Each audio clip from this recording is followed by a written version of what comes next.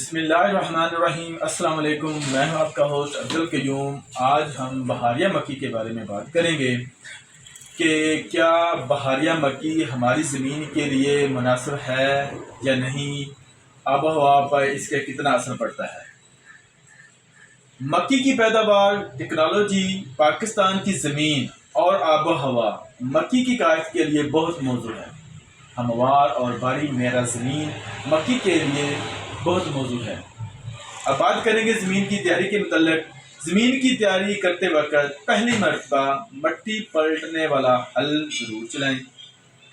اس کے بعد عام ہل چلا کر زمین کو اچھی طرح تیار کریں۔ بہترین تیاری کے لیے مزید 3 یا 4 مرتبہ ہل اور سواگا ضرور چلائیں۔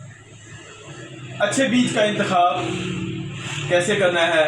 اچھا بیج ہی زیادہ پیداوار کا ضامن ہوتا ہے، اس لیے بیج صاف ستھرا اور صحت مند تاکہ بیماریوں سے پاک ہونا بہت ضروری ہے۔ کاشت سے قبل پھپھوندی کش زہر باحساب 2 گرام فی کلوگرام لگائیں تاکہ فصل پھپھوندی سے لگنے والی بیماریوں کومل کی مکھی کا حملہ روکنے کے لیے بیج کو میٹا کلوپرائڈ کی کش زہر 5 گرام فی کلوگرام بیج کو لگا کر کاشت کر سکتے ہیں۔ اب ہم بات کریں گے شرح بیج کے متعلق۔ 1 ایکڑ پر شرح بیج کتنا درکار ہونا چاہیے؟ بٹوں پر کاشت کرنے کے لیے 8 سے 10 کلوگرام، جبکہ ڈرل سے کاشت کرنے کے لیے 12 سے 15 کلوگرام فی ایکڑ صاف ستھرا اور صحت مند بیج استعمال کرنا چاہیے۔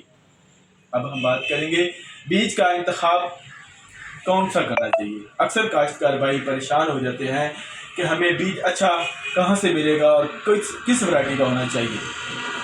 گورنمنٹ سے منظور شدہ اقسام جو ہیں ملکہ 216 RI gold 19 Sahiwal gold Smith پاک باغ 1 سویٹ 1 اور پر شامل ہے۔